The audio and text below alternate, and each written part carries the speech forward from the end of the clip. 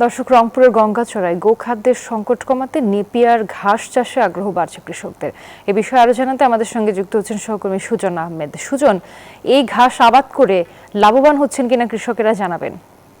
ধন্যবাদ রুবা। আমি দাঁড়িয়ে আছি রংপুরের গঙ্গাচড়ার ভুটকা এলাকায়। আপনাকে যদি বলি, নেপিয়ার ঘাস রংপুরের গঙ্গাচড়া উপজেলায় যে গোখাদ্য সংকট কমাতে নেপিয়ার ঘাস চাষে কৃষকদের আগ্রহ দিন দিন বাড়ছেই।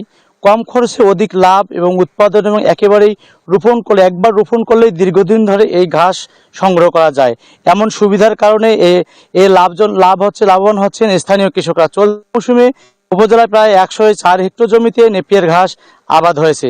উপজেলার বিভিন্ন এলাকায় কৃষকরা এখন বাণিজ্যিকভাবে নেপিয়ার ঘাস চাষ করছেন এবং পুষ্টিগুণে সমৃদ্ধ এই ঘাসে গবাদি পশুর জন্য অত্যন্ত উপযোগী খাদ্য হওয়ায় এবং দুধ ও মাংস উৎপাদনে বৃদ্ধি পাচ্ছে, এবং নিজেদের চাহিদা পূরণের পর অতিরিক্ত ঘাস বাজারে বিক্রি করে বাড়তি আয় করছেন কৃষকরা।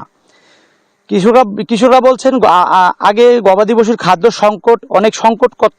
সংকটে পড়তেন তারা। নেপিয়ার ঘাস চাষ করা শুরু করার পর থেকে খাদ্য ব্যয় কমেছে, তেমন একই সঙ্গে গরুর উৎপাদনশীল বেড়ে চলছে। ফলে আগের তুলনায় লাভের পরিমাণ ও বৃদ্ধি পাচ্ছে কৃষকের এই নেপিয়ার ঘাস আবাদ করছে। উপজেলা প্রাণী সম্পদ কর্মকর্তারা বলছেন, নেপিয়ার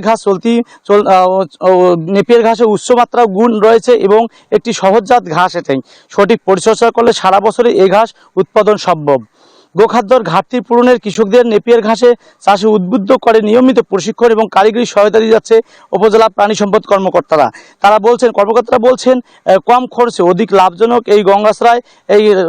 এই ঘাসটি হওয়ায় গঙ্গাচড়ায় কিন্তু প্রায় 900 থেকে 1000 কৃষক কিন্তু এই ঘাস চাষাবাদ করছেন বলে তারা জানিয়েছেন।